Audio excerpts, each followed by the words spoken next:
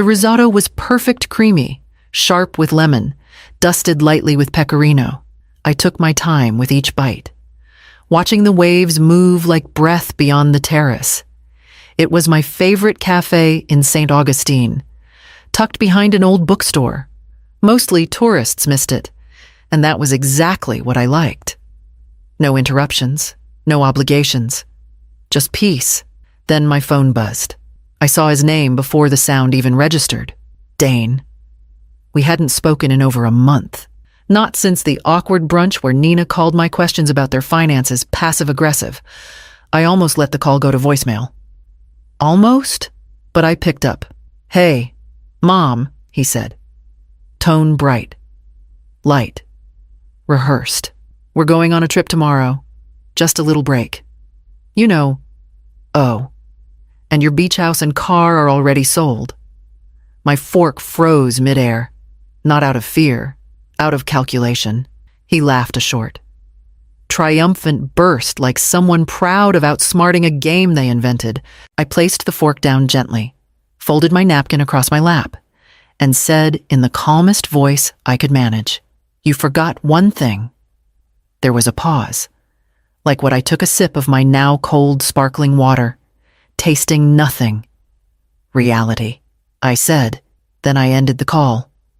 The waiter passed by, offering dessert. I declined with a smile and stood. Dane used to love creme brulee when he was 10. He called the crack on top his favorite sound. I hadn't made it for him in years.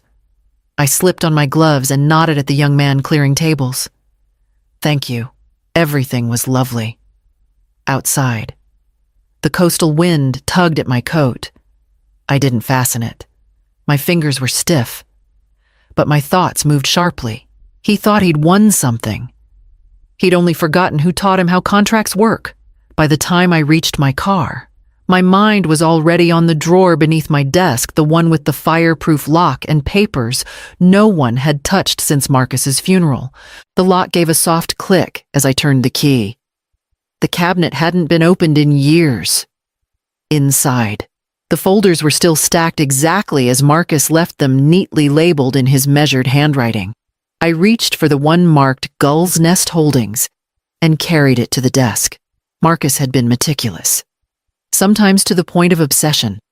After his second heart scare, he spent weeks drafting protections, layers upon layers of ownership and trusts. Just in case, he'd said, "We build the walls now so you never have to pick up a sword later." The beach house was never in my name. That was intentional. A trust controlled by an LLC with no familial tie on paper. It looked like any shell company. The only thread linking it to me sat inside this folder. I powered up my laptop and opened the county registry site. It took longer than I remembered to navigate the forms. Everything had changed since the last time I checked, but the parcel number hadn't. I typed it in, pressed search, and waited. There it was. A pending request to transfer ownership. Filed 3 days ago. The scanned form appeared as a PDF, stamped with my name and signed, except it wasn't my signature. I stared at it for a long time. The loops were close. The slant almost matched. But I knew my own hand. The R in Astor was too high. The M lacked its usual dip. This wasn't a casual mistake. This was crafted, studied, practiced. I leaned back in my chair, the hum of the computer soft behind me. He'd watched me sign checks. He'd handled birthday cards I wrote, and somewhere between inheritance and resentment, he'd decided my hand was his to borrow. I closed the screen and opened the folder fully. The original deed was still intact, dated, notarized, witnessed. Eldon's name was there in the legal footers, next to Marcus's. I ran my fingers along the paper edge. Dane thought he'd sold something, but the truth was, he never owned a single nail in those walls. I stood, locked the file away, and walked to the kitchen. The burner phone was still there, tucked between 2 recipe books no one had opened in years. I brought the printed form to the window where the light was stronger. Even in the afternoon haze, I could see it clearly now.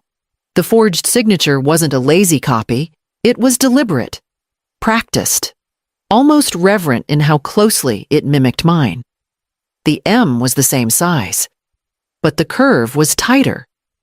He always rushed his cursive. The R was too controlled, as if trying too hard to be careful. And the tail on the final L was wrong. Too steep, too young.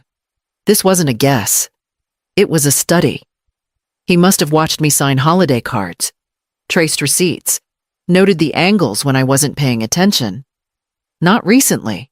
Over years. It wasn't the signature that stung, it was the confidence he must have had while writing it.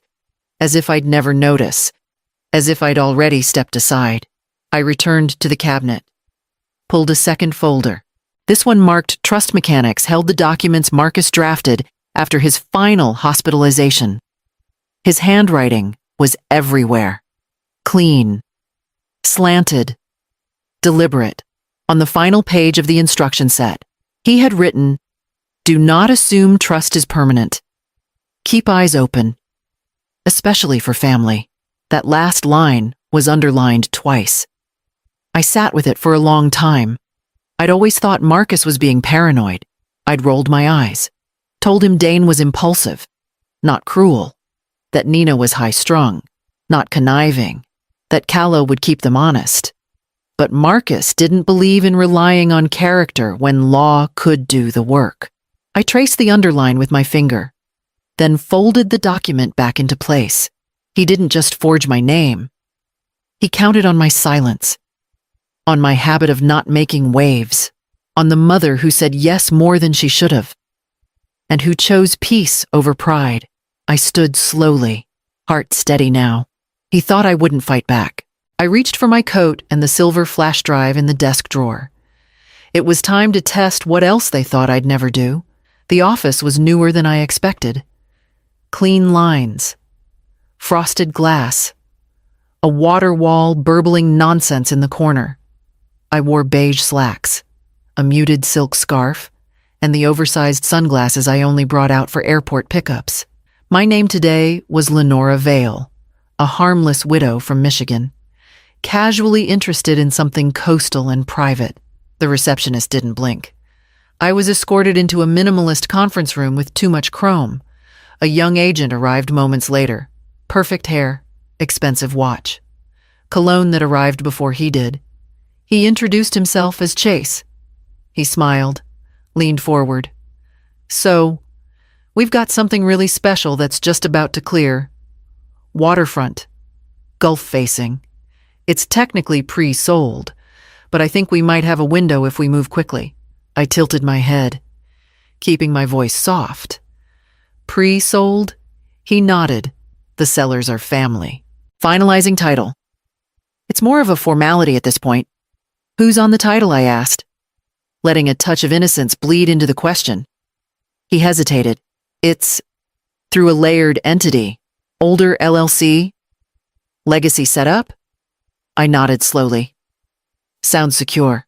Then I reached into my purse and placed a slim silver USB drive on the table. He looked down at it, confused. "I always run diligence," I said lightly, pulling a business card with a fake company logo and sliding it over. "Have your legal team look it over."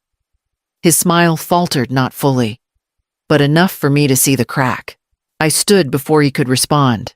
"I'll let you know," I said, smoothing my scarf. As I walked past reception, I could feel the tension behind the frosted glass ripple to life, but no one followed me out. Back in the car, I sat for a full minute before starting the engine, not because I was shaken, but because I wanted to feel that shift when doubt slipped across the face of someone too sure of themselves. I turned the key. I didn't need them to call back. I only needed the panic to start. By the time I returned home, I already knew I'd check the garage. The car was gone. The next morning, I walked downstairs with my grocery list in hand and stopped cold at the garage door. I pressed the remote. Nothing. Just the echo of an empty space. My car was gone. I checked the street. Then the side lot. Nothing. For a moment. I thought maybe I'd forgotten left it at the cafe or parked out front after dinner. But I hadn't left the house since the brokerage visit. The only sound I remembered from the night before was the dishwasher cycling off. I crossed the hall and knocked on Mrs. Elson's door. She answered in slippers, a robe wrapped tight, always alert. "Did you notice if my car was here this morning?" I asked. She blinked, then nodded. "Your daughter-in-law was driving it. Wasn't she left just before 9? I waved, but I don't think she saw me. "Thought you were with her." I smiled politely, thanked her, and returned inside. Nina had always been able to lie with ease. But taking the car wasn't a mistake, it was a test. The lease wasn't under my name. It was held by one of the asset trusts Marcus had created, filed under a business line designed for insulation. I still had the contact.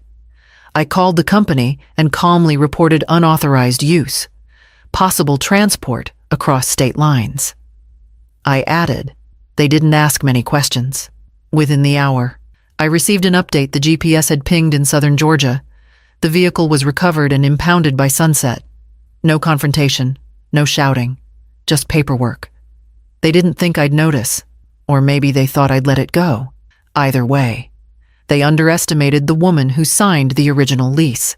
I hung up and walked to the study. The file labeled Trust Mechanics was already waiting on the desk. The bank smelled like varnish and old carpet. Mr. Fallon met me in his office, the same glass-walled corner he'd used since before Marcus passed. He stood when I entered, as if nothing between us had shifted over the years. "I need to amend the beneficiary file," I said, placing the folder gently on his desk. "It's time." He opened it, flipped through the pages slowly. "Is this about the—" "I'd prefer we not name it," I said, keeping my tone even. "Let's just call it the contingency plan." He nodded and reached for the printed forms. I signed on every line without pausing. Midway through, he stopped and looked at me. "You're removing Dane, yes." He hesitated. "You don't have to explain." "But I'm not going to," I said. We continued in silence. I filled out the updated beneficiary section with deliberate care. Calla Estelle Astor, born June 10th. My handwriting didn't shake. "Would you like her notified?" he asked. "Not yet. She's still too close to them." He nodded again and slid the documents into the formal envelope stamped with the bank's seal. "I'll file it by noon." I stood, adjusted my scarf. "Please label this file 2025 contingency. Keep it sealed." He held my gaze for a moment, then gave the smallest smile. "Of course."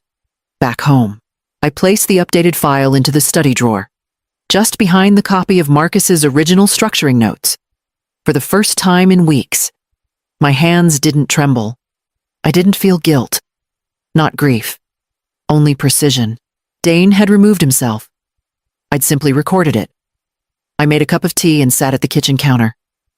Outside, the wind moved through the palms.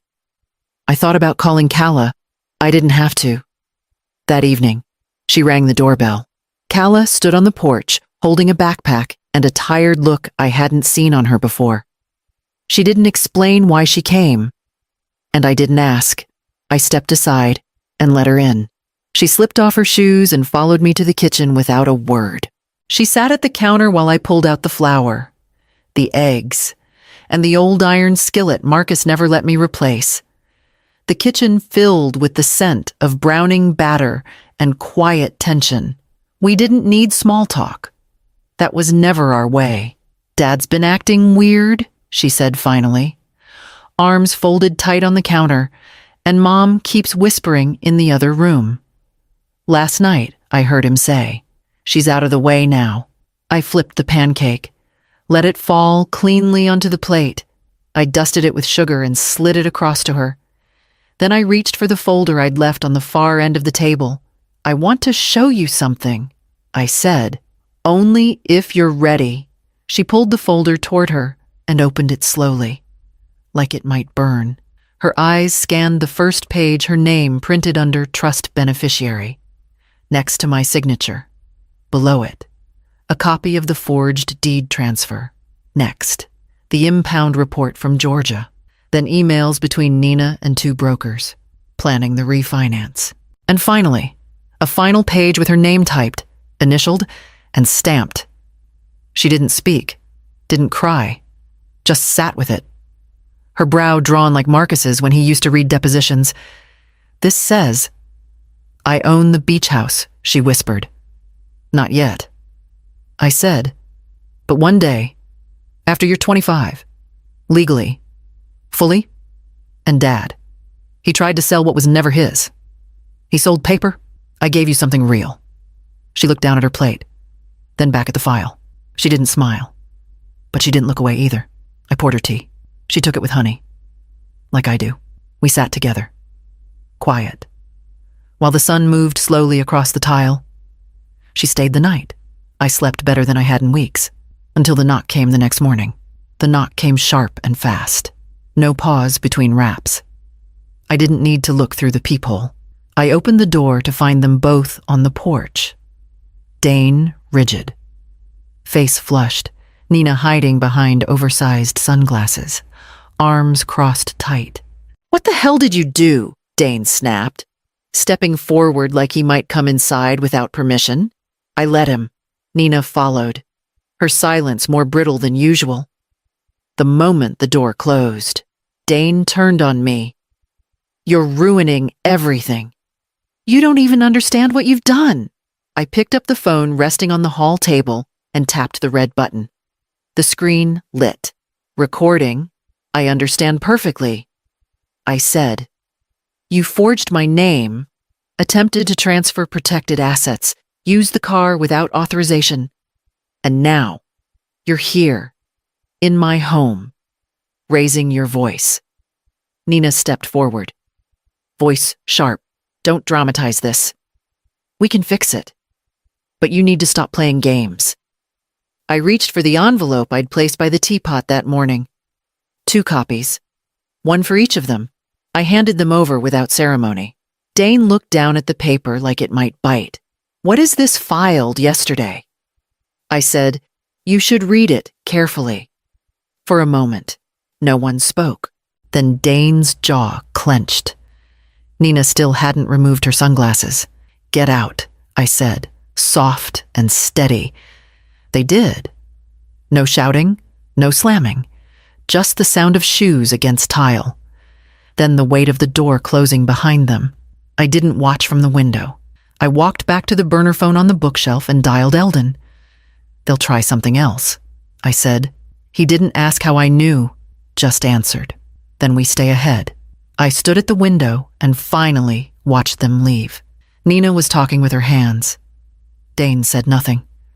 They looked smaller than they had an hour ago, by the end of the week. The listing disappeared.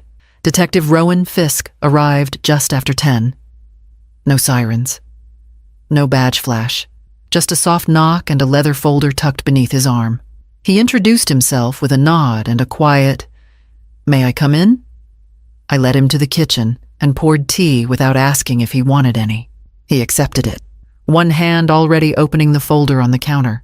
"We received some documents from the Manatee County Title Office," he said, laying out photocopies. A clerk flagged inconsistencies in a deed transfer request.